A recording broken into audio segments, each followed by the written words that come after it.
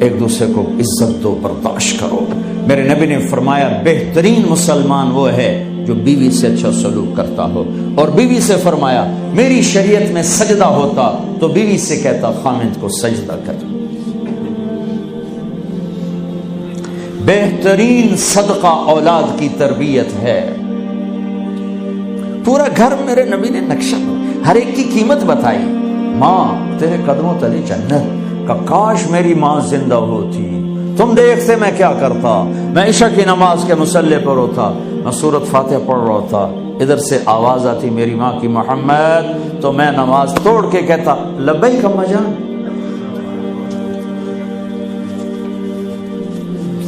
باپ کا تیرے جنت کا دروازہ ہے، باپ تیری جنت کا دروازہ ہے، کھولنا توڑنا نہیں، کھولنا توڑنا نہیں، توڑ دیا تو جنت میں نہ جا سکو گے۔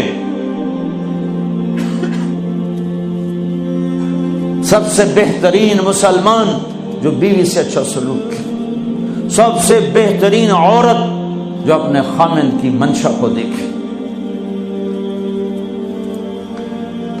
پھر آپ نے ایک عجب بات فرمائی جو معاشرے میں بہت بوجھ بنتا ہے جس کا، ہاں بھائی تمہیں ایسا صدقہ بتاؤں جس سے بڑھ کے کوئی صدقہ نہیں، تمہیں ایسا صدقہ بتاؤں جس سے بڑھ کے کوئی صدقہ نہیں۔ انہوں نے کہا جی کیا؟ کہا الابنۃ المردودہ، جس کی بیٹی کو طلاق ہو گئی یا بیوہ ہو گئی اور گھر واپس آ گئی ماں باپ کے، یا ماں باپ نہیں ہے تو بھائی ہیں، وہ ایک بوجھ بنتی ہے ماں باپ پر بھی، اور بھائی تو ویسے ہی باغی ہو جاتے ہیں۔ میرے نبی نے فرمایا اس بچی پہ خرچ کرنا کائنات کا سب سے افضل صدقہ ہے۔ گھر، ایک گھر کیسے چلتا ہے؟ ہمارے ہاں پنجاب سندھ بلوچستان سرحد میں بہنوں کو وراثت میں کوئی حصہ نہیں ملتا، سب بھائی کھا جاتے ہیں۔ میرے نبی نے فرمایا جس کو اللہ نے 2 بہنیں دیں اس نے ان کا حق ادا کیا، شادی کی حق ادا کیا۔ ماں باپ کی وراثت میں سے ہوتا ہے، اگر میں نے کوئی خود کمایا ہے اس میں بہنوں کا حق نہیں، ماں باپ سے اگر 1 روپیہ بھی آیا ہے تقسیم کیا جائے گا۔ جس نے بہنوں کا حق ادا کیا، شادی کی حق ادا کیا، اس پہ جنت واجب ہو گئی۔ جس کو اللہ نے 3 بیٹیاں دی، اس نے ان کی ڈولی اٹھائی، وہ جنت میں میرے ساتھ یوں ہوگا۔ ایک بولے اگر 2 ہوں، کہ جس نے 2 بیٹیوں کی شادی کی وہ بھی ایسے ہوگا۔ اللہ بھلا کرے۔ ایک صحابی کا کہ جس کی 1 ہو، کہ جس کی 1 ہے، اگر اس نے اس کو عزت سے رخصت کیا تو وہ بھی میرے ساتھ ایسے ہی ہوگا۔ پھر کئی بچیوں کو طلاق پڑی ہے کہ اس کو بیٹا نہیں ہوتا۔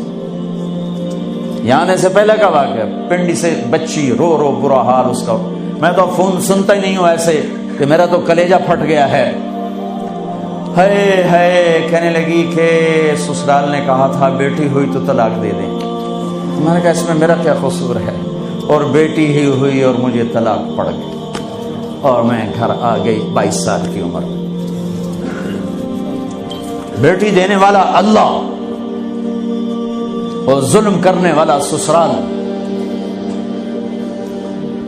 میرے نبی کو اللہ نے بیٹے دے کے اٹھا لیے، قاسم اٹھا لیے، عبداللہ اٹھا لیے، ابراہیم اٹھا لیے، 4 بیٹیاں دی، 3 زندگی میں اٹھا لی، زینب، ام کلثوم، رقیہ، تینوں آنکھوں کے سامنے چلی گئیں۔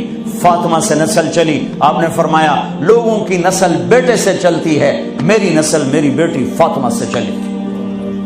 اس لعنت کو دھویا۔ عورت کا کیا قصور ہے اگر اس بیچاری کو بچیاں ہو رہی؟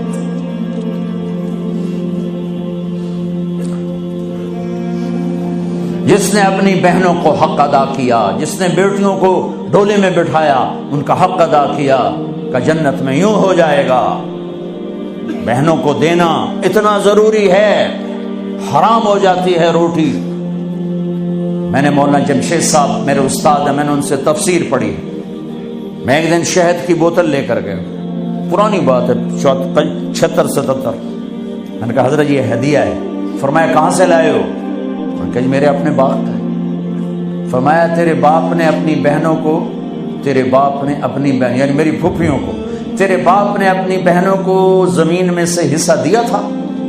یہ سوال کیوں کیا؟ 10 روپے کی شہد کی بوتل تھی اس وقت، کہ اگر دیا تھا تو یہ میں لے لوں گا، اگر نہیں دیا تو پھر یہ حرام ہے، میں نہیں لوں گا، یہ مطلب تھا۔